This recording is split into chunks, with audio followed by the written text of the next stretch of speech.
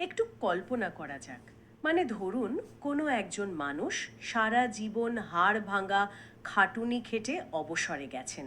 হ্যাঁ, এটা তো খুবই স্বাভাবিক একটা দৃশ্য। একদম। তো অবসরের পর তার বেঁচে থাকার একমাত্র অবলম্বন হলো প্রতি মাসের ওই নির্দিষ্ট একটা পেনশন। গত 5 বছর ধরে হয়তো মাসের প্রথম দিন ঠিক টাকাটা তার ব্যাংক অ্যাকাউন্টে ঢুকে যায়। আর মানুষটি নিশ্চিন্তে থাকেন যে তার একটা নিরাপত্তা আছে। ঠিক তাই। কিন্তু হঠাৎ একদিন সকালে ঘুম থেকে উঠে তিনি দেখলেন টাকাটা আর আসেনি। হুম। ব্যাংক দেউলিয়াও হয়ে যায়নি, দেশের অর্থনীতিও ভেঙে পড়েনি। শুধু জানা গেল 12 বছর আগের একটা আইনি রুল বুক কোনো একজন বিচারক নতুন করে পড়েছেন। বাপরে! মানে শুধু একটা ব্যাখ্যার জন্য? হ্যাঁ, শুধু সেই নতুন ব্যাখ্যার কারণে হাজার হাজার মানুষের মতো ওই মানুষটির পেনশনও রাতারাতি বন্ধ হয়ে গেছে। এমনকি গত কয়েক বছরে যে বাড়তি টাকাটা তিনি পেয়েছেন সেটাও হয়তো তাকে ফেরত দিতে হতে পারে। এটা তো রীতিমতো ভয়ঙ্কর। সত্যি বলতে শুনতে কোনো ডিস্টোপিয়ান উপন্যাসের প্লট মনে হলেও ভারতের হাজার হাজার অবসরপ্রাপ্ত কর্মীর কাছে এটাই এখন এক ভয়ঙ্কর বাস্তব। আর চলুন বিষয়টা একটু সহজ করে বোঝা যাক। আসলে এখানকার সবচেয়ে চমকপ্রদ দিকটি হলো আমরা যখন কোনো সরকারি বা বিধিবদ্ধ ফান্ডের কথা ভাবি তখন মনে করি সেটা একটা নিশ্চিন্ত সিন্ধুক আর কি, মানে টাকা রাখলে সেটা নিরাপদ। একদম। আমরা সবাই তো সেটাই বিশ্বাস করি। কিন্তু আসলে এই ফান্ডগুলো কোনো স্থির সিন্ধুক নয়। এগুলো এক একটা বিশাল অ্যাকচুয়ারিয়াল পুল বা গাণিতিক অনুমানের উপর দাঁড়িয়ে থাকা জলাশয় বলতে পারেন। আর এই জলাশয়ের জলস্তর আইনি ব্যাখ্যা দিয়ে কিভাবে রাতারাতি পাল্টে দেওয়া যায়, আজকের এই ঘটনাটি তার সবচেয়ে বড় প্রমাণ। আর ঠিক এই জায়গা থেকেই শুরু হচ্ছে আমাদের আজকের এই গভীর আলোচনা বা ডিপ ডাইভ। মাতৃভূমি ইংলিশে প্রকাশিত একটি অত্যন্ত গুরুত্বপূর্ণ প্রতিবেদন আমাদের আজকের মূল উৎস। হ্যাঁ, প্রতিবেদনটির শিরোনাম হলো EPFO to challenge RC Gupta verdict to block প্রি-2014 হায়ার পেনশন ক্লেমস। ঠিক। আমাদের আজকের মিশন হলো এই পুরো আইনি গোলক ধাঁধাটার ভেতরে প্রবেশ করা, মানে এমপ্লয়িজ প্রভিডেন্ট ফান্ড অর্গানাইজেশন বা ইপিএফও এবং ভারতের সুপ্রিম কোর্টের দুটি পরস্পর বিরোধী রায়ের কারণে কিভাবে এই পরিস্থিতি তৈরি হলো সেটা আমরা বিশ্লেষণ করব। এটা বোঝা খুব জরুরি, যারা শুনছেন তাদের সবার জন্যই। একদম। একটা আপাত নিরস অর্থনৈতিক বিষয় কিভাবে সাধারণ মানুষের জীবনে এত বড় একটা টান টান থ্রিলারে পরিণত হলো তার আদ্যোপান্ত আমরা আজ খতিয়ে দেখব। হুম, এই থ্রিলারের কেন্দ্রে রয়েছে একটা সাধারণ সংঘাত। মানে একদিকে লক্ষ লক্ষ মানুষের নিজেদের অধিকার এবং শেষ বয়সের বেঁচে থাকার লড়াই, আর অন্যদিকে একটা বিশাল প্রাতিষ্ঠানিক ফান্ডের গাণিতিক স্থায়িত্ব রক্ষার মরিয়া চেষ্টা। দুটো দিকই বেশ জোরালো। হ্যাঁ, এই দুটো বিষয়ের মধ্যে যখন সংঘর্ষ হয় তখন তার ফলাফল কতটা জটিল হতে পারে সেটাই ঘটনা না দেখলে বিশ্বাস করা কঠিন। এই জটিলতার সূত্রপাত বুঝতে গেলে আমাদের একটু অতীতে ফিরে যেতে হবে। পুরো বিতর্কের কেন্দ্রে রয়েছে একটা নির্দিষ্ট তারিখ, 1 সেপ্টেম্বর 2014। হ্যাঁ, এই কাট অফ ডেট বা সময়সীমাটাই যেন সব সমস্যার মূল শিকড়। ঠিক বলেছেন। সুপ্রিম কোর্টের রায়ের ইতিহাস ঘাটলে দেখা যায় 2016 সালের একটি রায় এবং 2022 সালের আরেকটি রায়ের মধ্যে আকাশ পাতাল তফাৎ। আমি চাইবো 2016 সালের আরসি গুপ্তা মামলার প্রেক্ষাপটটা দিয়ে আমরা শুরু করি। হুম, এই প্রেক্ষাপটটা বুঝতে গেলে জয়েন্ট অপশন বা যৌথ বিকল্প নামের একটা কাঠামোগত বিষয় আগে একটু বুঝতে হবে। আচ্ছা, সেটা কি রকম? 14 সালের আগে নিয়ম ছিল পেনশনের জন্য বেতনের একটা ঊর্ধ্বসীমা বা ওয়েজ সিলিং ধরা হতো, যা ছিল 6500 টাকা। মানে কারো আসল বেতন যদি 50,000 টাকাও হয়, তার পেনশন ফান্ডের হিসেব হতো ওই 6500 টাকার ভিত্তিতেই। ও আচ্ছা, তার মানে পেনশন অনেকটাই কম হতো। ঠিক, কিন্তু আইনে একটা সুযোগ ছিল। কোনো কর্মী এবং তার নিয়োগকর্তা যদি জয়েন্টলি রাজি হতেন, তবে তারা ওই 6500 টাকার সীমার বাইরে গিয়ে কর্মীর আসল বেতনের ওপর ভিত্তি করে পেনশন ফান্ডে অবদান রাখতে পারতেন। মানে একটা joint option form fill up করতে হতো আর কি। একদম তাই। এতে অবসরের পর পেনশনের অঙ্কটা এক ধাক্কায় অনেকটা বেড়ে যেত। এটাই হলো সেই বিখ্যাত জয়েন্ট অপশন। কিন্তু সমস্যাটা তৈরি হলো যখন 2014 সালে এই নিয়মে একটা বড়সড় সংশোধনী আনা হলো, তাই তো? হ্যাঁ, 2014 সালের 1 সেপ্টেম্বর সরকার একটা সংশোধনী আনে। তারা বেতনের ঊর্ধ্বসীমা 6500 থেকে বাড়িয়ে একেবারে 15,000 টাকা করে। আচ্ছা। কিন্তু একই সঙ্গে একটা কড়া নিয়ম চাপিয়ে দেয়। যারা এই নতুন নিয়মের আওতায় আসল বেতনের উপর উচ্চতর পেনশন পেতে চান তাদের 6 মাসের মধ্যে নতুন করে একটা জয়েন্ট অপশন ফর্ম জমা দিতে হবে। দাঁড়ান 6 মাসের মধ্যে। বহু মানুষ তো হয়তো এই সময়সীমার কথা জানতেনই না। ঠিক ওইটাই হয়েছিল। বহু মানুষের কাছে সঠিক তথ্য পৌঁছায়নি, ফলে তারা ডেডলাইন মিস করেন। এরপর আসে 2016 সালের আরসি গুপ্তা মামলা।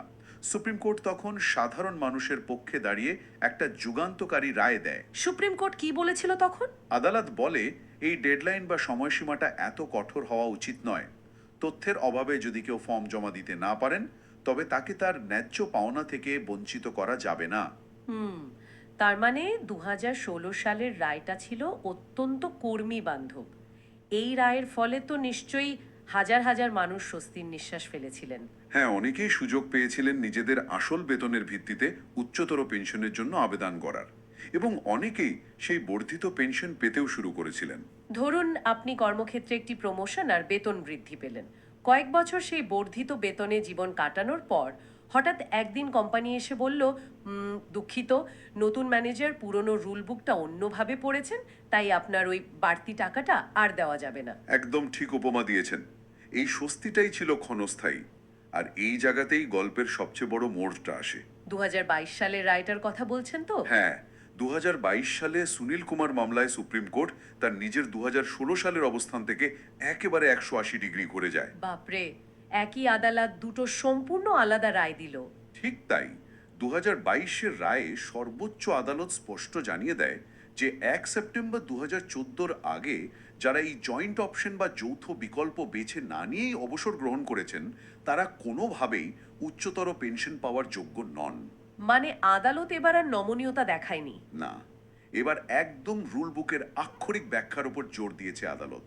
এর সোজা অর্থ দাঁড়ায় 2016 সালের রায়ের পর যারা বর্ধিত পেনশন পাচ্ছিলেন তারা আসলে আইনিভাবে ওই টাকার যোগ্যই নন। এই পুরো পরিস্থিতিটাকে যদি একটু সাধারণ মানুষের দৃষ্টিভঙ্গি থেকে বোঝার চেষ্টা করি, মানে ধরুন কোনো একজন ব্যক্তি একটা প্রিমিয়াম জিম মেম্বারশিপ কিনেছেন, যেখানে বলা হয়েছিল তিনি সারা জীবন সব ধরনের সুযোগ সুবিধা পাবেন। হ্যাঁ, এটা দিয়ে বোঝা বেশ সহজ হবে। তিনি বছরের পর বছর সুইমিং পুল, সনা সবকিছু ব্যবহার করছেন। হঠাৎ একদিন জিমের ম্যানেজমেন্ট এসে বলল, দেখুন 14 সালের রুল বুকে একটা ছোট্ট লাইন লেখা ছিল যে সুইমিং পুল ব্যবহার করতে গেলে ম্যানেজারের সাথে একটা জয়েন্ট সিগনেচার করা চুক্তি লাগবে। আর যেহেতু তার ফাইলে ওই সুইটা নেই, একদম, যেহেতু ফাইলে সই নেই, তাই আজ থেকে পুল ব্যবহার করা তো বন্ধ হচ্ছেই, উপরন্তু গত 5 বছর ধরে আপনি পুলের যে তোয়ালেগুলো ব্যবহার করেছেন তার ভাড়াও আপনাকে ফেরত দিতে হবে। এখানে ওই জয়েন্ট সিগনেচারটাই হলো জয়েন্ট অপশন। মেকানিজম বা কাঠামোগত দিক থেকে দেখলে এই উপমাটা পরিস্থিতির ভয়াবহতা খুব স্পষ্টভাবে তুলে ধরে। মানে মানুষটা পয়সা দিয়েছেন, সুবিধা পাওয়ার অধিকারীও তিনি, কিন্তু নিছক একটা পদ্ধতিগত ত্রুটির জন্য তার অধিকার কেড়ে নেওয়া হলো। জিমের উদাহরণটার মতো এখানেও মানুষগুলোর টাকা ওই ফান্ডে জমা ছিল, কিন্তু প্রাতিষ্ঠানিক নিয়ম বলছে যেহেতু নির্দিষ্ট ফর্মের নির্দিষ্ট সময়ে সই করা হয়নি তাই ফান্ড ওই টাকাকে পেনশন হিসেবে স্বীকৃতি দেবে না। এটা তো একটা বিশাল দ্বন্দ্ব। হ্যাঁ, এখানে আমরা দেখতে পাচ্ছি দুটি সম্পূর্ণ ভিন্ন বিচারধারার সংঘাত। 2016 সালে আদালত দেখেছিল ন্যায় বিচার বা ইকুইটি দৃষ্টিকোণ থেকে, যেখানে মানুষের সারা জীবনের উপার্জনকে গুরুত্ব দেওয়া হয়েছিল। আর 2022 সালে 2022 সালে আদালত দেখল স্ট্রিক্ট এডহিয়ারেন্স বা কাঠামোগত নিয়মানুবর্তিতার দিক থেকে, যেখানে ফান্ডের নিজস্ব নিয়ম এবং কাট অফ ডেটকে অলঙ্ঘনীয় বলে ধরা হলো। কিন্তু যখন কারো মুখের গ্রাস এভাবে কেড়ে নেওয়া হয় তখন তো কেউ চুপ করে বসে থাকে না। একদমই না। এই আইনি লড়াই এখন আর শুধু সুপ্রিম কোর্টের ঠান্ডা ঘরে আটকে নেই, এটা এখন পথে নেমেছে, বিভিন্ন রাজ্যের হাইকোর্টে ছড়িয়ে পড়েছে। মাতৃভূমি ইংলিশের প্রতিবেদন আমাদের জানাচ্ছে যে এই মুহূর্তে গোটা দেশে এই লড়াইয়ের মূল যুদ্ধক্ষেত্র বা এপিসেন্টার হয়ে উঠেছে কেরালা হাইকোর্ট। কেরালা হাইকোর্টের পরিসংখ্যানটা দেখলেই লড়াইয়ের তীব্রতা বোঝা যায়। কিরকম? বর্তমানে শুধুমাত্র কেরালা হাইকোর্টেই উচ্চতর পেনশনের দাবিতে 574টি পিটিশন জমা পড়েছে, যা সারা দেশের মধ্যে সর্বোচ্চ। এতগুলো পিটিশন শুধু কেরালাতে? হ্যাঁ, এর একটা বড় কারণ হলো কেরালা হাইকোর্টের সিঙ্গেল বেঞ্চের একটি সাম্প্রতিক পর্যবেক্ষণ। তারা বলেছে যে নির্দিষ্ট কিছু ক্ষেত্রে 2016 সালের আরসি গুপ্তা রায় এখনো বৈধ। নিয়ম সম্পূর্ণভাবে চাপিয়ে দেওয়া যায় না। একদম ঠিক। আর এই পর্যবেক্ষণের ফলেই বিভিন্ন অন্তর্বর্তীকালীন নির্দেশ বা ইন্টারিম অর্ডার্স বেরোচ্ছে। যার জোরে বেশ কিছু মানুষ অন্তত কেরালায় এখনো তাদের উচ্চতর পেনশন পেয়ে চলেছেন। কিন্তু এর জবাবে ইপিএফও তো নিশ্চয়ই হাত গুটিয়ে বসে নেই। একদমই না। তারা একেবারে সুপ্রিম কোর্টের প্যানেলভুক্ত আইনজীবীদের নামিয়ে দিয়েছে কেরালা হাইকোর্টে লড়ার জন্য। এত মরিয়া কেন তারা? মানে একটা ফান্ডের এত কিসের ভয়? এর উত্তরটা লুকিয়ে আছে বিপুল আর্থিক দায়বদ্ধতার মধ্যে। মানে যখন কোনো অন্তর্বর্তীকালীন নির্দেশ আসে, তখন ফান্ডকে প্রতি মাসে সেই টাকা দিয়ে যেতে হয়। প্রতিবেদন অনুযায়ী কেন্দ্র সরকার শুরুতে দাবি করেছিল যে এই উচ্চতর পেনশনের কারণে ফান্ডের উপর প্রায় 10 লক্ষ কোটি টাকার একটা ভয়াবহ আর্থিক চাপ আসতে পারে। দাঁড়ান দাঁড়ান, 10 লক্ষ কোটি টাকা? কিন্তু আমি তো প্রতিবেদনে অন্য একটা সংখ্যা দেখলাম। হ্যাঁ, খুদ ইপিএফওর অভ্যন্তরীণ হিসেব দেখাচ্ছে যে তাদের প্রকৃত অতিরিক্ত দায়বদ্ধতা বা এডিশনাল লায়াবিলিটি হলো 78,500 কোটি টাকা। হুম, এই জায়গাটায় আমাকে একটু থামতে হবে। 10 লক্ষ কোটি টাকা আর 78,500 কোটি টাকা, এই দুটো সংখ্যার মধ্যে তো আকাশ পাতাল তফাৎ। সরকার প্রথমে এমন একটা মহাজাগতিক সংখ্যা কেন সামনে আনলো?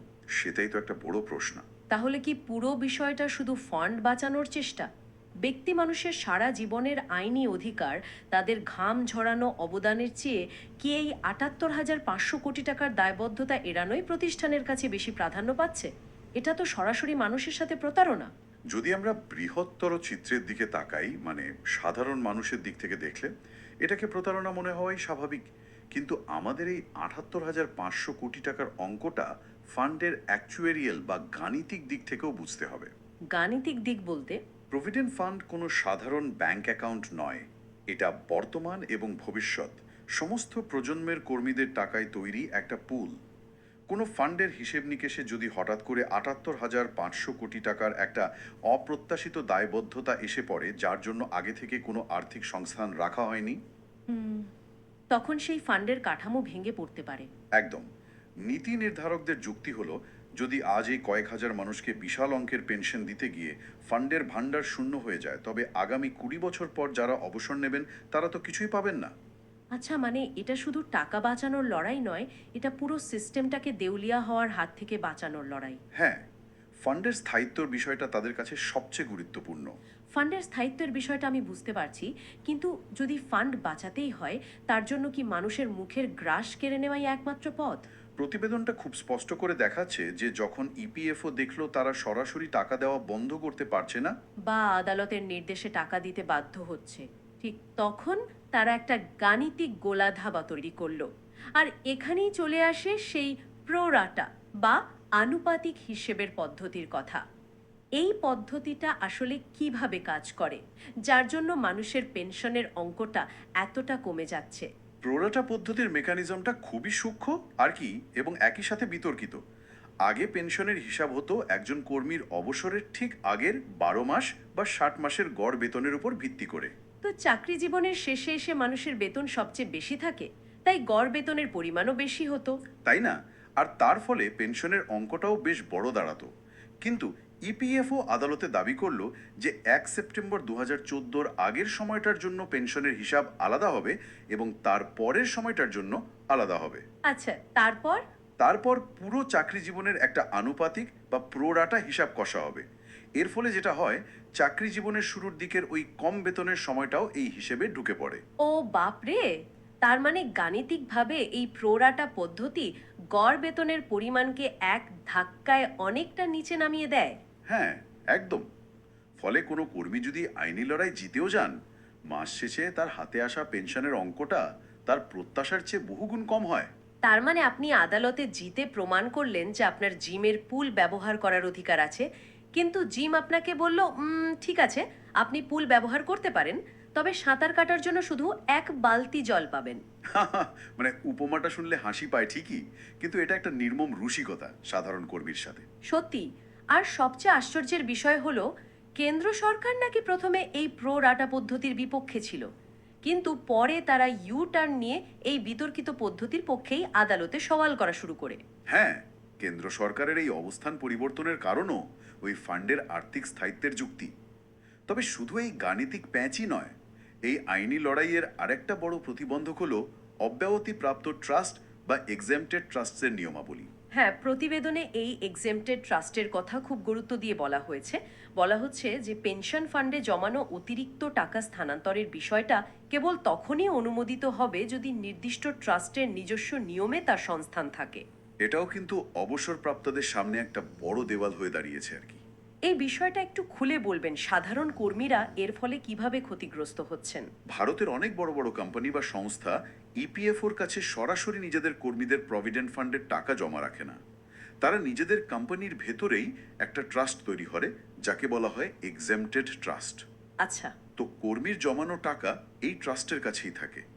এখন কোনো কর্মী যদি 2014 সালের আগের নিয়মে উচ্চতর পেনশন পেতে চান, তবে তার পিএফ অ্যাকাউন্টে জমা হওয়া অতিরিক্ত টাকাটা ওই কোম্পানির ট্রাস্ট থেকে ইপিএফওর মূল পেনশন ফান্ডে ট্রান্সফার করতে হবে।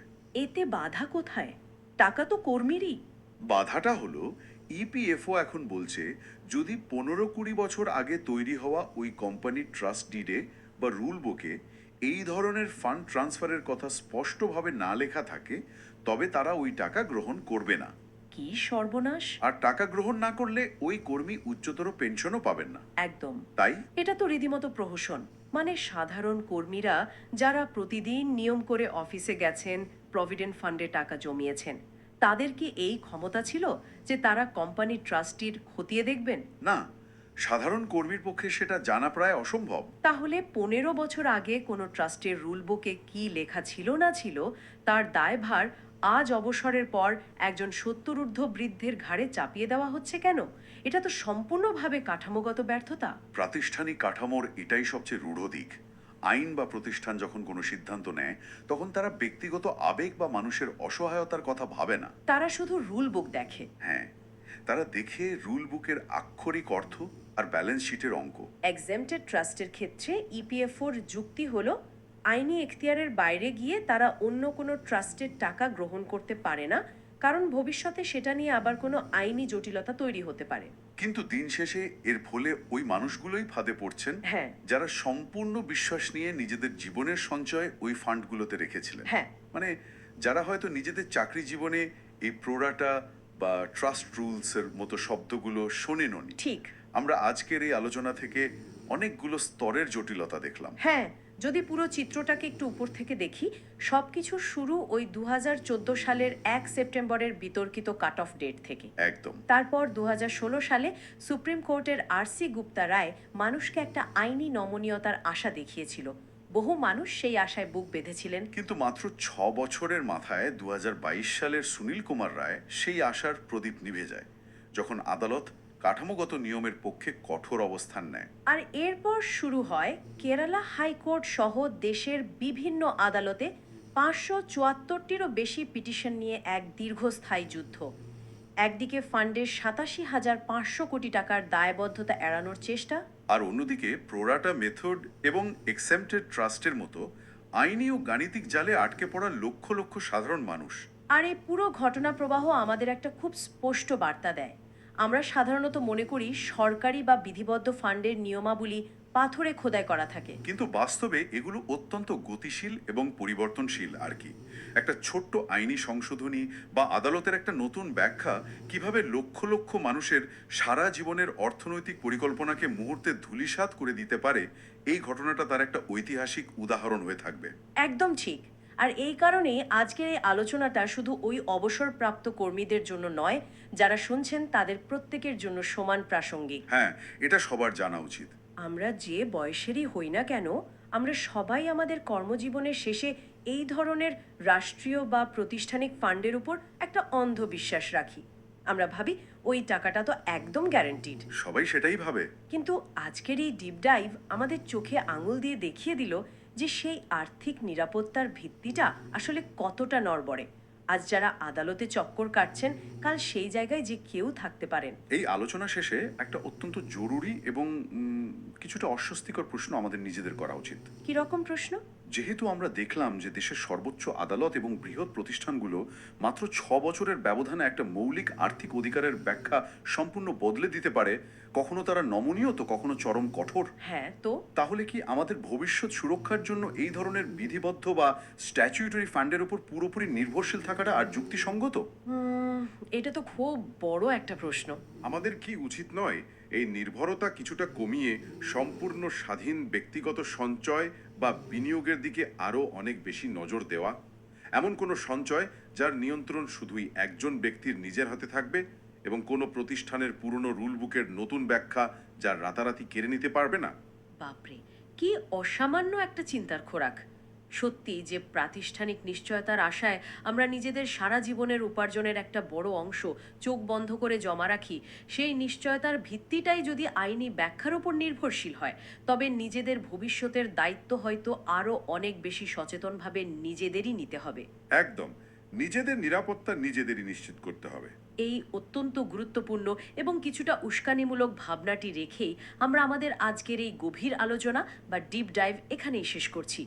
প্রত্যেকে নিজেদের অর্থনৈতিক অধিকার সম্পর্কে সচেতন থাকুন আর অবশ্যই চোখ কান খোলা রাখুন।